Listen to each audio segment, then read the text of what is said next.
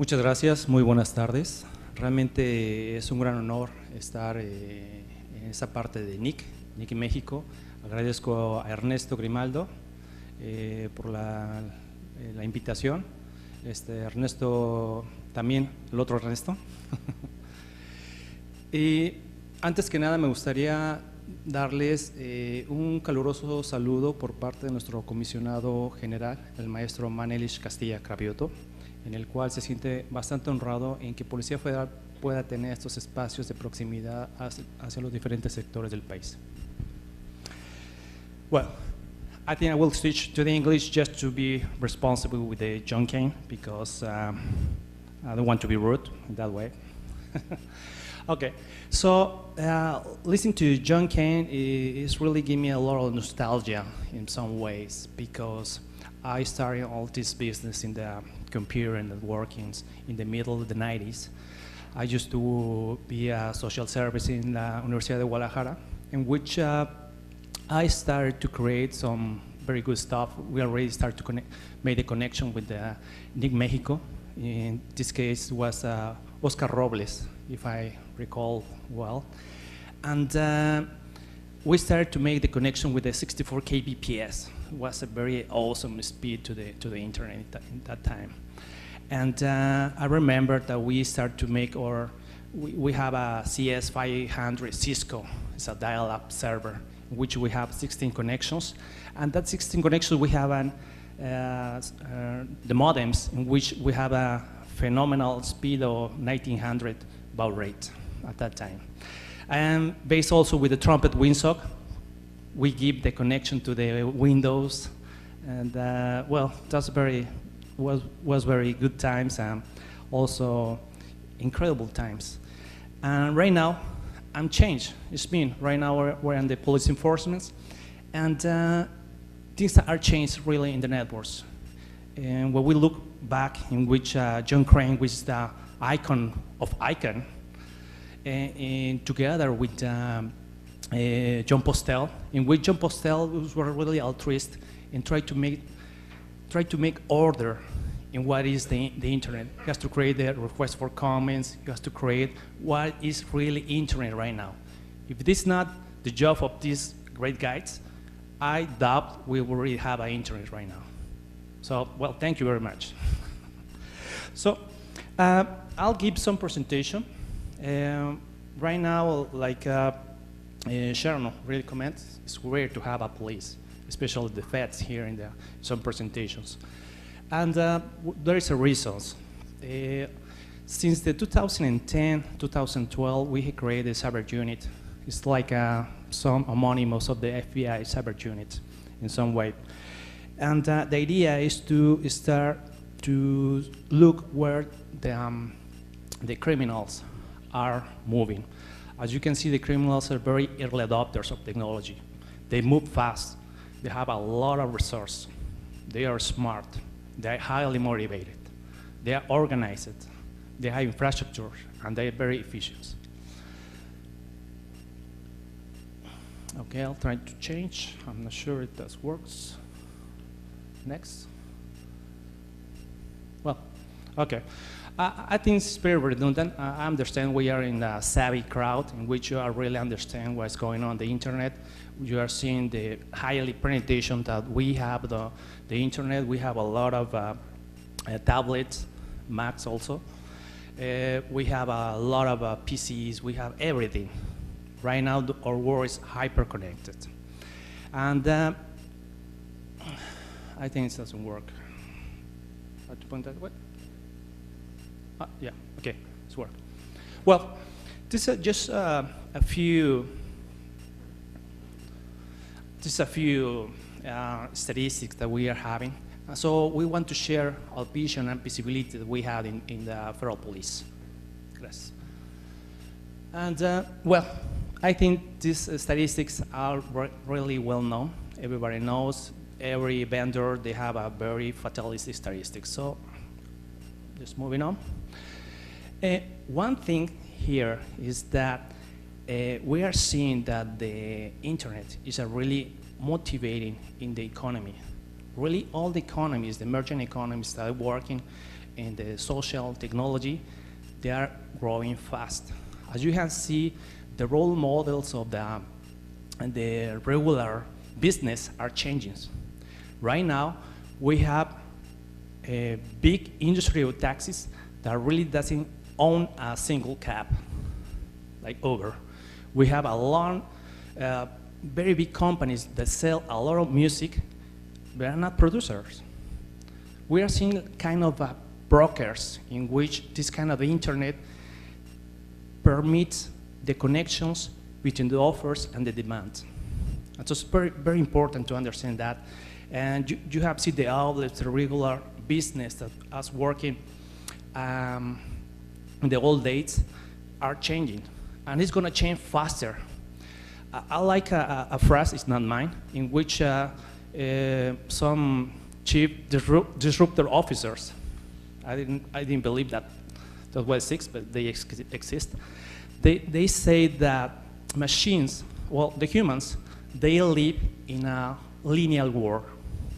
The machines, they live in an exponential world.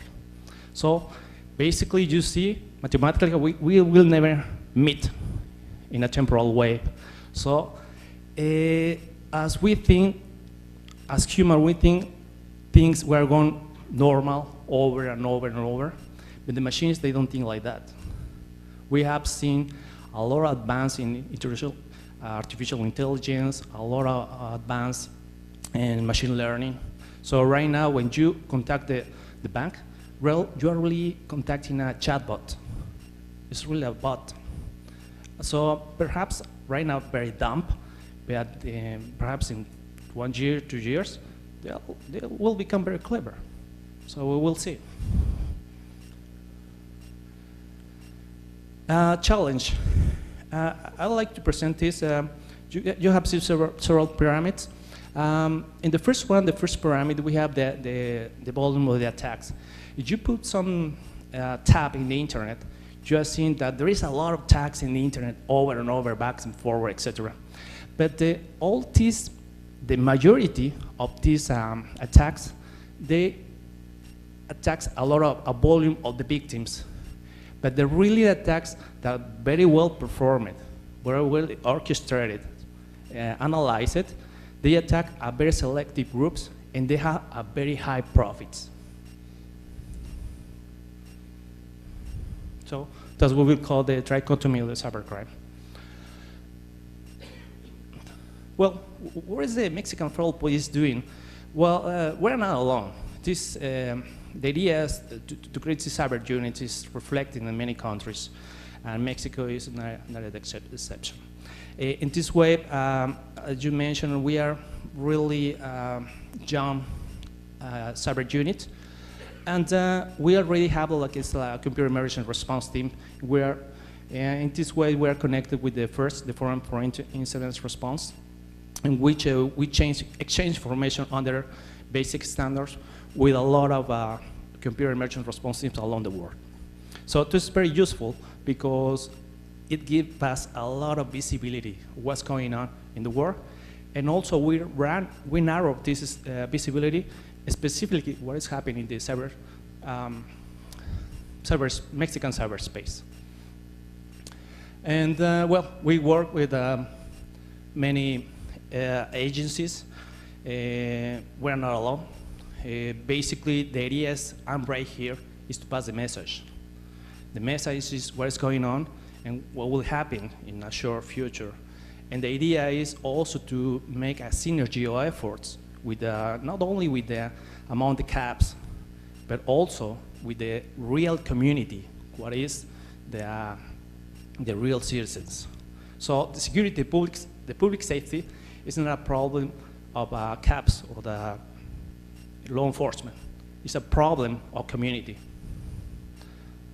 I would really like to think about not the specialized cops that really do great jobs or dismantle botnets. I really like to think in the near future to have specialized users that are really savvy and aware of what's going on in this internet. Well, just in order to give you just an idea of what what is our job is we are looking or make a patrol in all the internet and try to find out what is the commission of a possible crime. As you might see, there are many acts of on civilians that really can become in a crime or an offense. So when we detect that, we make a file. We ask for a prosecutor, a public prosecutor, just in order to try to make all the process of investigation in which they enable us to do the investigation. In this case, since 2012 to September 2016, we have shut down more than 13,000 apocryphal websites. These websites are for any users, just pop-ups with a new web server, a host, put some apocryphal information, claiming to be a bank, etc., send some phishing information to the clients, and just waiting to get information. Just basically how this works. So what we see here is two main activities, or we have two main drivers. The first driver is to know what's the technology, how the technology works per se. Understanding that, how it can be used, abused, and misused, we really understand what is the potential. And the bad guys, they know that.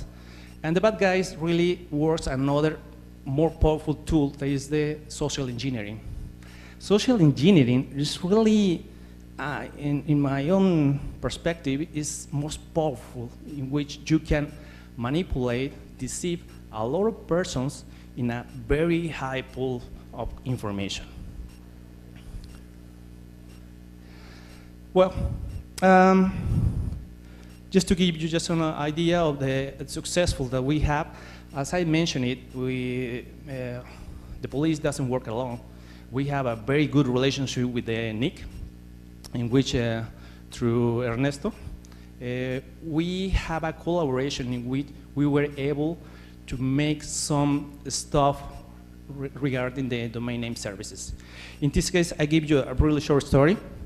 This short story is that maybe you know the servers, the KeyCast servers, basically the torrent servers, in which these servers, they are perhaps in any part of the world, perhaps it's beside you, and you don't even know. They were shut down in the US, and after that they came to our TLD, or top-level domain. So they installed in the top-level domain .mx. So what we do is that they use kind of service with the, this is a well-known service of Cloudflare. Cloudflare basically is a proxy. So once you get into the cloud, you don't know what is the end. So really you don't know what is the end of the server. That's really a problem, because our job is to find out, locate, and find the physical person is doing some crime. But this anonymizing system, what is the internet, is really, it's a failing. It really doesn't work for us. Well, in this case, we were working with our fellows at the NICO Mexico. We asked them to shut down, not shut down, just suspend, because at the end of the day, this is a business, and they really make this idea, this is a business, the business must keep running. So we suspended the domain. In the underground, this site, they were very surprised. Say, what? They really shut down a server. And in fact, I think the most horrendous for them was the police, more in Mexico. Well, this kind of example that's the things and the strategies that really can convert with the collaboration, cooperation with another key sectors, besides of the safety agencies. I was intending to talk about the DNS attack, but I really, John really did a very good job. So I will move, what is the problematic that we are facing right now? Why the DNS? Why the police is interested in the DNS? we think that we have to take serious DNAs in the way that it is used by criminals. We have many cases in which any users, any organizations, criminals, they just only install a server and they put some put some information that is claiming to be a bank or something like that. They open in the afternoon, and just 2 hours they shut down. So this is a very, very big problem. We don't have the empowerment just to survey the whole network and just to look these sporadic events happening.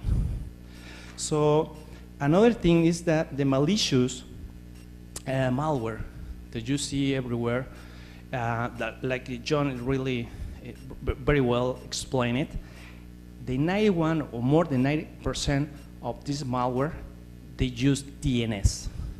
So there is a very good chance in which we investigate what is the behavior, the trends, how this malware is using the DNS, just in order to first understand what's going on. Second, try to content, mitigate, well, at the end, perhaps to eradicate. That's perhaps one day. And also, we have another problem. That is the registry of the domains. Basically, you have the chain of the registry. Any person, a registrant, asks for a registrar, 2 cows, go dairy, whatever. And this registrar asks for the registry, de Mexico or another country. And it happens that information is fractioned in several pieces. So we asked Nick of Mexico, please, can you give me the information of this person who really posts a pedophile site or have something, we require some information for this site, but they are unable to give information because the information is not in the registry, it's really in the registrar. And the registrar, this is business. And if they just start to give out information to everywhere, sure, certainly they will run out of business. So it's a problem in which we need to make a traceability from the origin of who made the problem or the crime, just in order to create the maze, the complete maze. So if we do not have a real information, we don't work together with all these strategic partners, really we want success. Basically, based on this problematic, we have a proposal. I hope this makes some echo here in this auditorium. And the idea is to create coordination and collaborations with the law enforcement, registry, registrar, but I think it's complicated. But well, we are looking forward to do that. Also, we are looking for just not only to suspend domains with the .mx or the top-level domain .mx, but we're looking forward to suspend the .com with VeriSign or the others, in which they seem to be untouchable. We do not understand what's going on in there. We don't know where is the door we have to knock to do the right, to get the right reactions. And also, the idea is that the DNS are compromised, and the DNS is the heart of the organizations. As really John mentioned it, if this is misuse or abuse, really nasty things can happen. So if this happens, very soon there will be some responsibility in that way. So the idea is to promote a national compliance to secure DNS with the ISP, with the government, academia, etc. So I think we are looking forward to do that, in which our DNS are secure and resilient. And basically, also, we have to report. We have to understand that we do not report, things going to happen again and again and again. I'm sincere, I'm honest. I'm sure that nobody wants the police like a stakeholder. Well, because usually when some people come or some organizations, they come to, when they have some problem, if the damage is done. Usually what is more at stake is not the money, many times, is their reputation. So in this case, we have some collaboration programs in which the idea is to understand how the information will flow and what we're going to do with that information, and that really help us.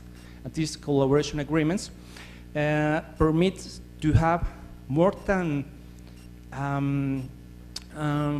well, I'm not sure if that is the right word, but the more than trust is to have common interest. When we have common interest, we are really work together faster and smoother.